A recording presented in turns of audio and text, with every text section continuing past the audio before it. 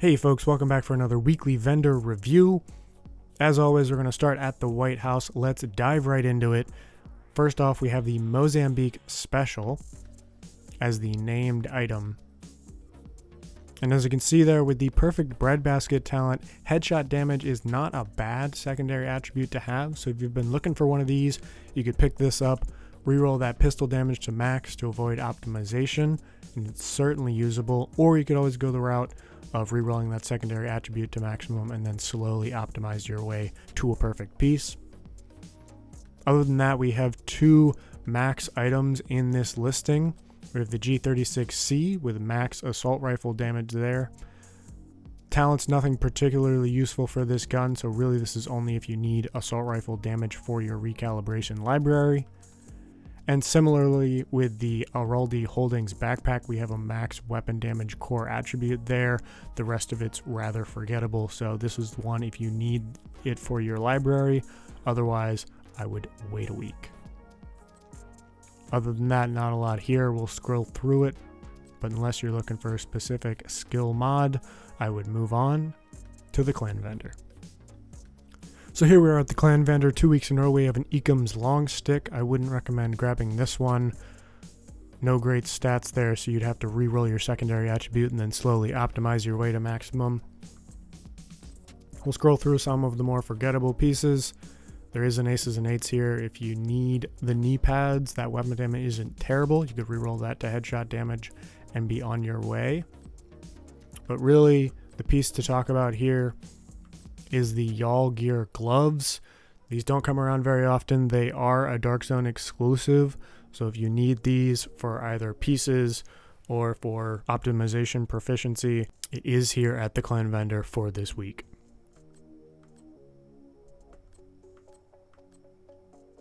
So here we are at the countdown vendor. First up is the Invisible Hand with some largely forgettable attribute stats, so I would go ahead and pass on this unless you specifically want an invisible hand.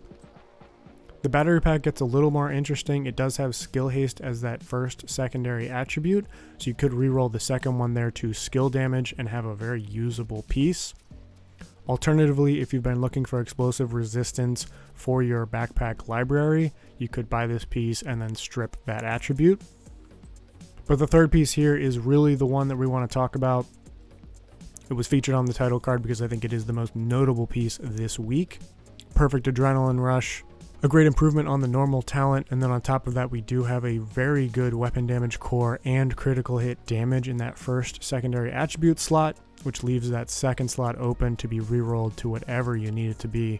Most likely you're going to make that crit hit chance, and then you're going to have a really great piece here. So I would recommend, if you do nothing else, go get this backpack so that you at least have it in your library for future builds. So here we are at the theater vendor with the first item being the Artist's Tool. If you've been looking for this weapon, this is a very good one to go grab. Obviously that maxed rifle damage core means you can then reroll that secondary attribute to anything you need it to be, and then you can slowly optimize your way. Then obviously you have the perfect rifleman talent on this weapon as well. Next up we have the Tactical SASG with a maximized damage to target out of cover attribute if you need to strip that off for your shotgun library. Otherwise, I would pass on this. I would not recommend using it on an active build. Third is the Urban MDR with a maximized rifle damage attribute. If you need this core attribute for your recalibration library, this is obviously the piece I would buy over the Artist's Tool, even though they both have max core attributes. This one is much cheaper. But other than that, similar to the SASG, I wouldn't necessarily recommend this as a usable piece. Though obviously if you're looking for a rifle with flatline, you could do worse. And then last but not least, I want to mention the Providence Defense knee pads here. Similar to the Urban MDR, it's more to grab that weapon damage core if you need it for your library. But I do want to mention offhand, given that it's weapon damage and status effects down there, and given the new Habsburg Guard brand, if you're looking to put together a headshot status effects build, you could grab this piece and then reroll that health to headshot damage to at least give you all of the appropriate attributes. So here we are at the campus vendor. Dare is the named item. I wouldn't recommend this piece given those suboptimal attributes. The only two pieces I will tacitly recommend are the Araldi Holdings mask here, because it does have weapon damage and headshot damage, giving you the freedom to reroll that third attribute to another useful attribute. And then also the Hanayu holster. Again, if you're looking for a Hanayu holster, you could certainly go this route. A lot of the times on skill builds, I find myself rolling skill damage and armor regen in the majority of the slots. So you could obviously reroll that status effects to skill damage if you need this piece. Here we are at Castle. So part of the reason why I didn't recommend the Dare at the campus is because I knew there was another one here at Castle. If you're gonna grab a Dare this week, I would grab this one instead. That damage to armor is a much better attribute to use. But other than that, not a lot of useful pieces here. I'll roll through them in case there's something you're interested in. But for my eye, nothing in particular of note. And here we are 2 weeks running at the Haven vendor. Not a lot to talk about. There's a Carbine 7 here, but the talent isn't great and neither is the secondary attribute, so you're going to have to live with a suboptimal secondary attribute, presumably, so you can reroll that talent. I would keep your eyes out for a better one if you're looking for an assault rifle DPS build. Other than that, not a lot to speak of.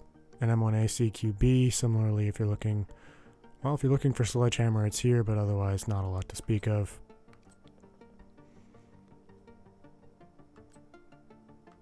And then we'll run through the rest of these. Nothing in particular that I would recommend unless you're looking for some skill haste for either your turret or your Firefly.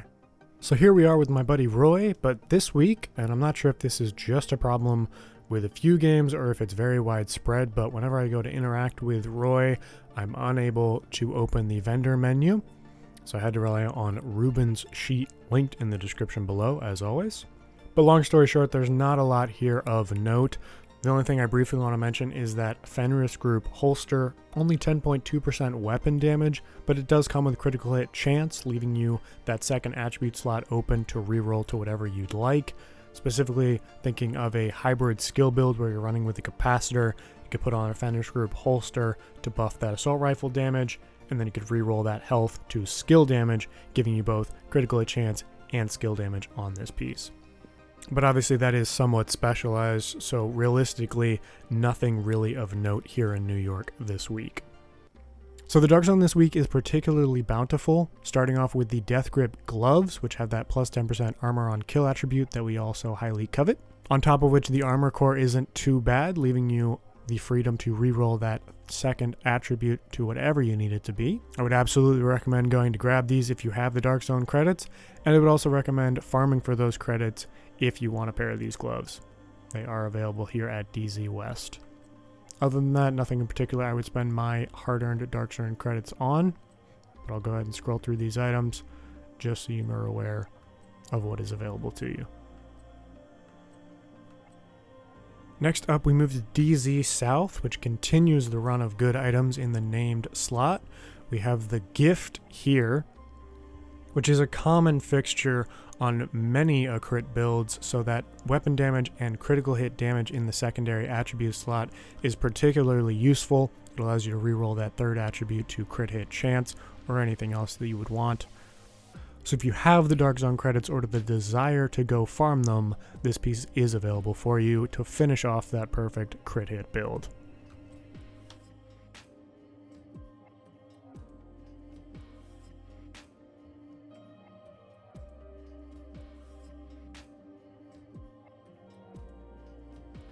And then to finish off the Dark Zone, we are in DZ East now with the Hollow Man mask. I almost considered putting this in the title card because it's also a very notable item this week. You have a nearly maxed out core attribute, that oh so rare plus 10% health damage, leaving you free to reroll that second attribute to whatever you need it to be.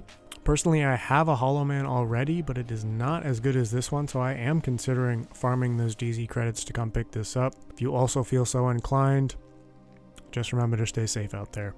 So that's it for this one. In order to save myself a little bit of time and direct traffic to Ruben's site, we're going to go ahead and leave Cassie off of the list this time around. If you want to see the Cassie specific items, please go to the link provided in the description. Check that out. Otherwise, we've run through the items. As I said off the top, I think the Matador is the most notable item this week. Go grab this piece. Even if you're not going to use it immediately, you'll have it for future builds. As always, like this video if you liked it, subscribe if you want to see more, and we will see you in the next one. Thanks for watching.